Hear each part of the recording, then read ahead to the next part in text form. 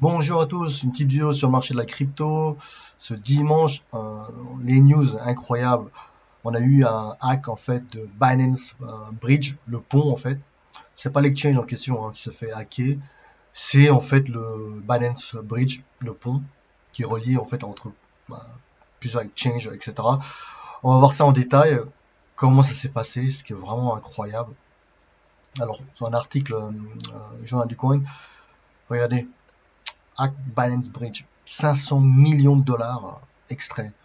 En fait, ce qui est vraiment étonnant, c'est que les hackers ont réussi à convaincre en fait le Binance Bridge d'envoyer simplement du 1 million de, de, de BNB quoi. Twice en plus 2 millions, ce qui est incroyable. Je sais pas quelle faille ils ont trouvé, mais c'est vraiment étonnant. Là, on voit les détails, comment ça s'est passé, c'est vraiment incroyable. Déroulement du hack sur le BND Smart Chain. Pour mener ces recherches, Samsung, dans un premier temps, a analysé les transactions des hackers avec d'autres transactions légitimes à la recherche d'indices. Rapidement, ceci identifie deux irrégularités. La variable est utilisée dans la transaction des hackers était à chaque fois les mêmes, bien inférieure à celui utilisé dans des retraits légitimes. La preuve, quant à elle, était significativement plus courte que celle utilisée dans des retraits classiques. Ces éléments l'ont amené à penser que l'attaque a trouvé un moyen de générer, voilà, ce qui est incroyable, c'est de générer de fausses preuves, en fait, et ainsi berner la Binance, un bridge, le pont Binance. Ce qui est incroyable, c'est qu'en fait, la faille, c'est qu'il a réussi à trouver, en fait, à générer des preuves pour prouver qu'il avait, en fait, des tokens, en fait, alors qu'il n'avait pas de tokens. Et donc, je sais pas comment il a hacké, mais du coup, la Binance Bridge a envoyé des BND aux hackers, quoi. Ce qui est vraiment incroyable. Alors, ces deux faits m'ont amené à penser que l'attaquant avait trouvé un moyen de falsifier une preuve pour que ce bloc spécifique, 11.02.17.401, maintenant je devrais comprendre comment ces preuves fonctionnaient. Alors, ainsi, la Binance Bridge intègre un contrat précompilé qui permet de vérifier les arbres VL, c'est assez technique ce truc. Sans entrer dans les détails pour vérifier les arbres, la Binance Bridge a besoin de deux opérations valides. Une opération IAVL et une opération multistore. Afin de forger une preuve, nous avons besoin de deux opérations réussites. Nous avons besoin que la dernière opération de multistore renvoie une valeur fixe, le hash du bloc spécifié 11.02.17.40.1. Après différentes tentatives, Samsung a été en mesure de générer une preuve euh, frauduleuse en modifiant l'arbre IAVL à son avantage. Par conséquent, il était possible de générer une fausse preuve en portant d'une preuve légitime et en la modifiant. En résumé, il y a un bug, il y avait un bug dans la façon dont le pont Binance vérifiait les preuves, ce qui aurait pu permettre aux attaquants de falsifier des messages arbitraires. Heureusement, l'attaquant n'a falsifié que deux messages, mais les dommages auraient pu être bien pires. Ce qui est vraiment incroyable, c'est que, vous voyez, lorsque, en parlant de blockchain centralisée, etc., ou lorsque c'est codé par des devs, honnêtement, on peut pas. En fait, il y aura toujours des failles. Et il peut avoir également des complices, etc. On n'en sait rien, hein, d'accord. Les gens qui ont codé, est-ce qu'ils étaient vraiment également, c'est une hypothèse, hein, est-ce qu'il n'y a pas eu des fuites que ça a été codé avec bien sûr du backdoor, avec un bug, etc. Vous voyez, on n'en sait rien. C'est juste une hypothèse, hein, c'est la spéculation. Euh, Ça s'est déjà vu dans d'autres projets blockchain hackés que le dev a été complice de tel ou tel hacker, etc. Donc ça peut arriver. Moi, je n'en sais rien. Mais là, c'est quand même vraiment incroyable. Donc il y avait un bug sur la Binance Smart Chain, la manière où on fait le bridge, et en fait il était possible d'envoyer des fausses messages, hein, des messages complètement fausses, quoi. Donc après on reçoit du token BND, etc. Alors qu'on n'avait pas le token avant, quoi que ce soit. Mais c'est vraiment incroyable. La Binance Smart Chain a publié un correctif pour mitiger la faille.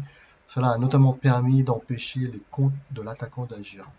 De surcroît, l'équipe est en accord avec les validateurs ont décidé d'implémenter de nouveaux mécanismes de gouvernance on-chain afin d'être en mesure de se défendre.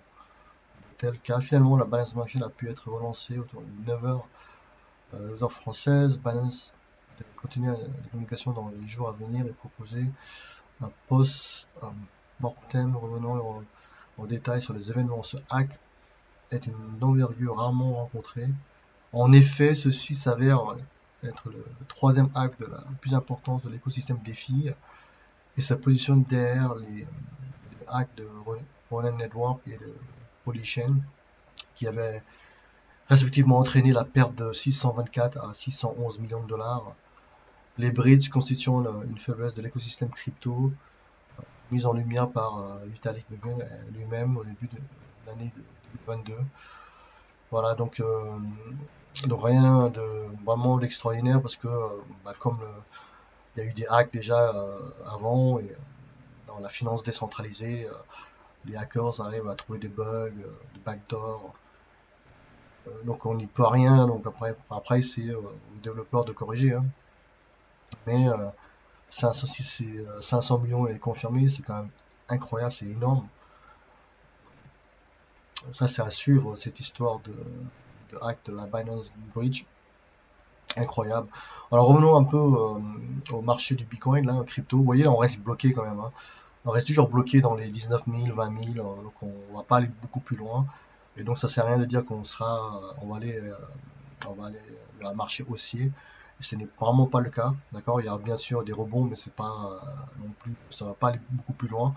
Par contre, XRP, il y avait des rumeurs hein, Ripple avait la chance, en fait, probable de gagner face à la SIC, la SIC aux États-Unis. Donc le token, vous voyez, il est à 0,51 centimes. Et donc c'est possible qu'on arrive à un dollar hein, s'il gagne face à la SIC. À suivre, à suivre. Donc pour l'instant, le marché, ça reste toujours baissier.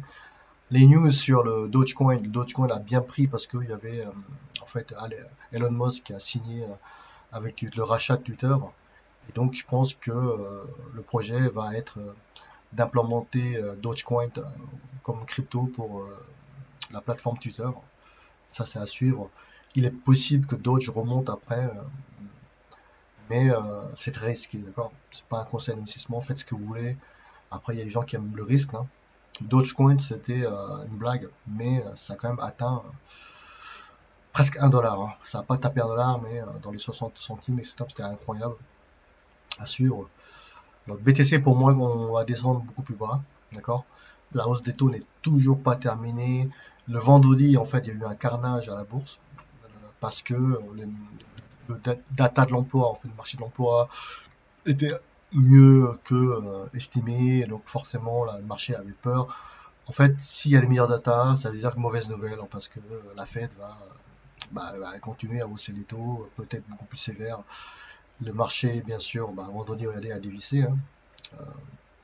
Dow Jones moins 630 points, S&P 500 moins 104, le Nasdaq carnage à moins 420, etc. Donc, vous voyez, moi je pense mon avis à moi, on va aller beaucoup plus bas. D'accord? Nasdaq, Dow Jones, ça va corriger sévère. La hausse des taux a continué au mois de novembre. Donc, Charlie, il avait posté. Alors, qu'est-ce qu'il dit alors? The market pricing, vous voyez, 80% de probabilité que il y aura 75 points de base hausse des taux encore au mois de novembre. Forcément, ça va impacter la bourse, les cryptos, le marché de la crypto, également l'or et l'argent. Donc, vous voyez là, les taux, 3,75, 4%, hein, d'accord? Je crois que ça va continuer jusqu'à mi-2023, je pense. Donc il y aura un carnage, je pense que la bourse va cracher bientôt à la fin de l'année. Je j'ai pas la date, mais j'ai l'impression, hein, d'accord. Et après, bon bah, lorsqu'il y aura un carnage, je pense qu'ils vont stopper la hausse des taux.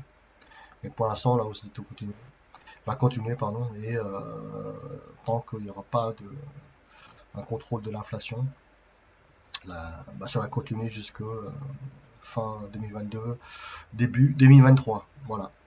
Et donc, en termes d'inflation, bah oui, bah, l'inflation, bah oui, c'est 8,3% aux États-Unis, hein, presque à 10%. Donc la zone euro, en fait, les news qui étaient sorties, on est dans les 10%, hein, d'accord? L'Allemagne et Germany, eurozone 10%, c'est quand même énorme, historique quand même. Ça prouve bien que les banques centrales n'ont pas, n'ont pas contrôlé l'inflation du tout, ont laissé filer l'inflation. Et pour stopper l'inflation, maintenant, comment ils vont faire? D'accord? Parce que si hausse trop les taux, bah, ça va être un carnage c'est déjà un carnage sur le marché obligataire, mais ça va être un carnage à la bourse, d'accord? Tout ce qui est action, les marchés actions. Également, l'immobilier a déjà baissé, donc c'est pas une surprise, hein. Hausse des taux, qui dit hausse des taux, bah, forcément, l'immobilier va corriger sévère. Allez, la bourse, en fait, bear market, moins déjà 25%. Un carnage, en fait, marché obligataire, historique. L'immobilier, bah, la chute des prix de l'immobilier, c'est vraiment pas nouveau. Donc, récession aux États-Unis, c'est clair. La guerre, bah, possibilité de guerre nucléaire, hein, on the table, ils appellent ça en anglais. Donc la hausse des taux qui continue, donc ça va pas être la joie à la fin de l'année là. Et 2023, il y a des gens qui restent en cash, d'accord, pour pouvoir racheter si vraiment ça craque beaucoup plus bas. Mais après, vous avez l'inflation qui va rogner votre monnaie, euro, dollar, etc. Ce qui est vraiment terrible. Mais gardez le moral parce que crise et reset monétaire, c'est également une opportunité pour les gens qui ont du cash, d'accord. Donc c'est pas non plus, faut pas non plus être négatif autant parce que les gens qui ont du cash arrivent toujours à, bien sûr, à rentrer, à acheter le plus bas possible. L'immobilier, moi, là, c'est à suivre, hein. Il faut vraiment, je suis vraiment pas fan de l'immobilier parce que c'est pas liquide en fait l'immobilier, d'accord. Je sais bien qu'il y a des gens qui aiment acheter et investir dans l'immobilier, mais pour moi, j'aime pas. C'est pas très liquide. Ça peut prendre 6 mois à 1 an pour vendre votre maison, votre appartement. C'est pas si simple de vendre, d'accord. En cas de crise, essayez de vendre l'immobilier, vous allez voir. Euh, j'ai un ami qui a mis 1 an pour vendre l'immobilier, son appartement à Londres. Donc, ouais, c'est pas liquide, hein, l'immobilier. D'accord, c'est un revenu passif, etc. Mais en termes de rentabilité dans les grandes villes, c'est pas super. D'accord, à moins de faire des lofts, et, transformer en plusieurs chambres, etc. D'accord, mais ça a un coût, etc. D'accord. Et comme il y a une hausse des taux, donc c'est pas le bon timing pour, moi je trouve, d'aller dans l'immobilier. Après, c'est pas un conseil d'investissement, faites ce que vous voulez, sinon passez un bon week-end à tous et faites un petit like. N'hésitez pas, bien sûr, à soutenir la chaîne. Passez un week-end à tous, au revoir.